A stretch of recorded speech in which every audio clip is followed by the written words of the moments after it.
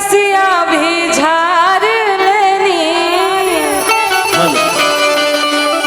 और साउंड वाले भैया हमको लग रहा है ये दोनों मॉनिटर बज नहीं रहा है पीछे का, तो जरा देख लीजिए व्यवस्थित अपने स्तर से। हाँ पहनी लेनी साड़ी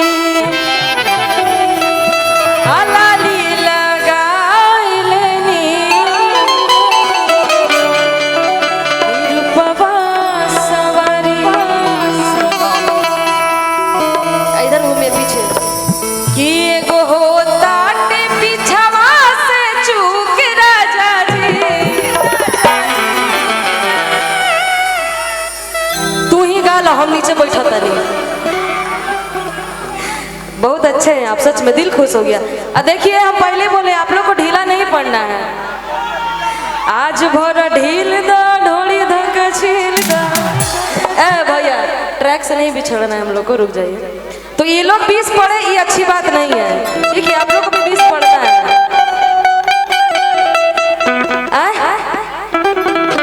नहीं चलेगा ये सब धांधली, नहीं चलेगा। हम बानी तारा साइड से हम अकेले घेर देव सबके कि एगो होता पीछवा से चूक राजा जी। लेकिन उससे पहले हम चाहेंगे कि तिवारी जी एक बार जरा प्लीज मंच पे आ जाइए। आइए हमारे अरशद जी हमारे बड़े प्रिय मित्र हैं, ये उनके गुरु जी हैं। आइए अरशद जी आप भी आइए। ये दोनों की वजह से ये कार्यक्रम सफल हो पाया है, मैं आपके बीच खड़ी हूँ, तो इन दोनों के लिए एक बार जोरदार ताली तो बनता है। थैंक यू, ऐसे आशीर्वाद बनाए रखिए और आप थोड़ा सा प्यार बनाए रखिए, आज आजीवन रहेगा। कि लगाई दी चोलिया के हुक राजा जी, लगाई दी चोलिया के हुक राजा जी, किसिया भी झाड़ लेनी दिल हिस्सा।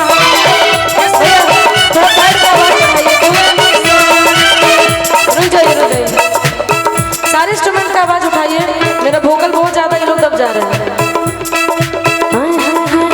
किसिया भी झाड़ लेनी दिल हिस्सा, किसिया भी झाड़ लेनी रूपवा सवारी। एक होता के पिछवा से चूक राजा जी, एक होता के पिछवा से चूक राजा जी। इधर आइए, गाना सुने हैं ना आप लोग? लंदन ले बड़ा भोजपुरी बुझात नहीं खे आता ना, चुपचाप हम गाएंगे तो चुपचाप नहीं रहना है। आइए मैडम मैंने पीछे घूमिए, थोड़ा बैक होइए, बैक। लगाई दी चोलिया के हुक राजा जी, लगाई दी चोलिया के हुक राजा जी, और हुक राजा जी। लूजर में रानी, लूजर में, लूजर में रानी, लूजर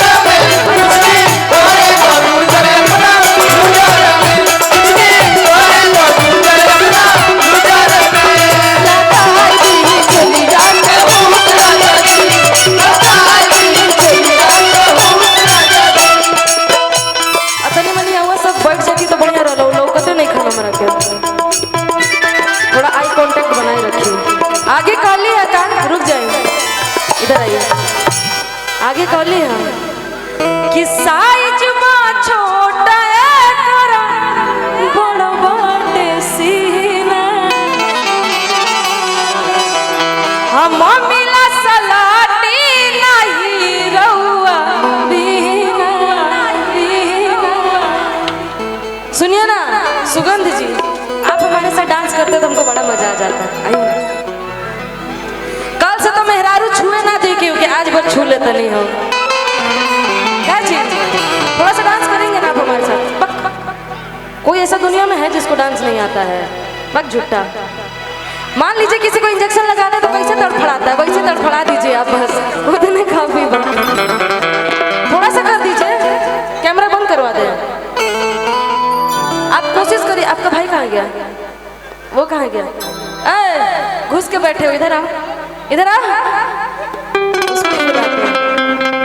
कोई दिक्कत नहीं है, कौन इनको दिक्कत देगा? गोली मार देंगे हम, यहीं खड़े हैं, कौन दिक्कत देगा? डांस करेंगे ना आप भी हमारे साथ? आप बोले थे करेंगे, अभी नहीं? अरे दादा हो गई, चलिए आप थोड़ा सा कर दीजिए। चलिए कि साइज बा छोटा एकर बड़ बड़सी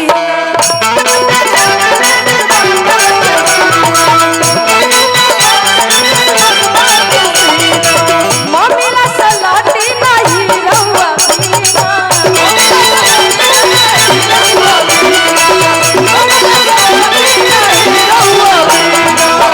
का तो कहता रे का कहता रहो उसको किसको उसको किसको भाई किसको दूल्हे राजा को तो उनका बुला के जा खड़ा करती हूँ मूर्ति ऐसा अच्छा लगता है डांस नहीं आता है उनको तो जबरदस्ती करना अच्छी बात नहीं है नचाएंगे हम कुछ दिन बाद नचाएंगे जब इनका लड़का हो नु सोहर गाँव आई तब नचाई बिन करा के का जी साइज में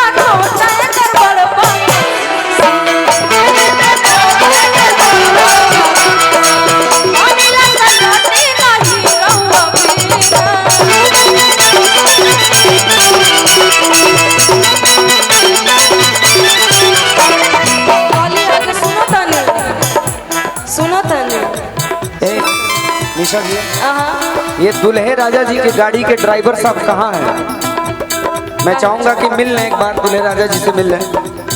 दूल्हे राजा के गाड़ी के ड्राइवर साहब हो गया। दूल्हे के गाड़ी के ड्राइवर जहाँ कहीं भी हो मंच पे आ जाए। आगे कर लिया कि सुना तानी देरी करब तो गाड़ी जाए छूट ना जाने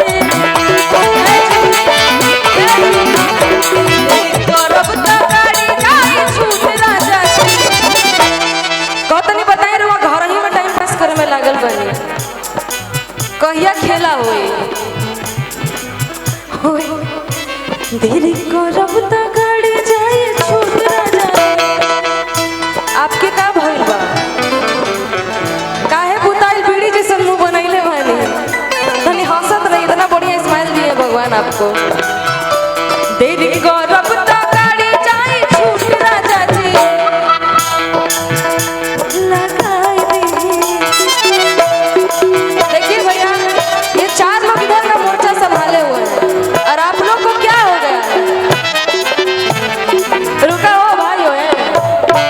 ढेर बजैला से ढेर पैसा थोड़ा ही मिल जाए तनी रोस्ट करके बजैला के काम बा आप लोग को क्या हुआ महाराज सबके मेहरारू के खीरिया धरा दे हम यदि ना कहला लोग तो नहीं उनको फिक्र है बोलते नहीं ऐसा मत करिए बताइए आप लोग ऐसे आप लोग भी लड़का पार्टी से हैं ये लोग निर्दलीय है इधर का नहीं है उधर का नहीं है बीच में घुसा हुआ है हाँ ये लोग निर्दलीय है कुछ लोग निर्दलीय हैं निर्दल चुनाव लड़ते हैं हाँ लेकिन ठीक है कम से कम हंसते बोलते रहिए मुस्कुराते रहिए हो हल्ला करते रहिए बुझा तक कि हम क्या कहला भोजन गायकी करे आयल बनी पूरा घेराई घेर घेर ये हो आ तेरी करब त गाड़ी जाए छूट ना जाए तेरी करब त गाड़ी जाए छूट ना जाए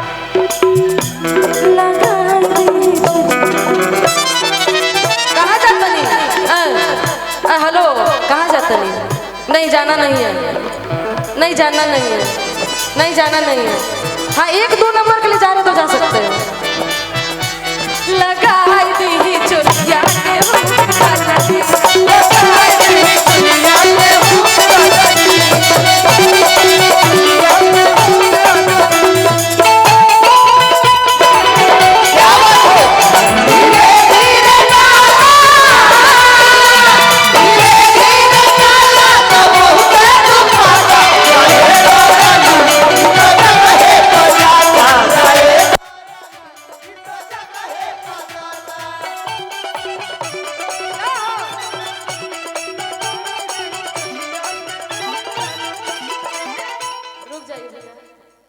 देखिए अब कुछ गाना की फरमाइश हम जब वहाँ रहने ना घरे उस समय भी सुने के अलबा की ऐसे वैसे गाना ये गाना वैसा गाते भी है मन फरमाइश भी उसको लेते भी वैसा रहिए ना कभी में तनी नियरा रहो जी तनी पास उधर कहाँ चली जाती है हाँ सब धन खा जा लेकिन आँखी के सोझा रहो यही सामने रहा करिए सीट बदलते रहिएगा आप लोग इधर ठीक है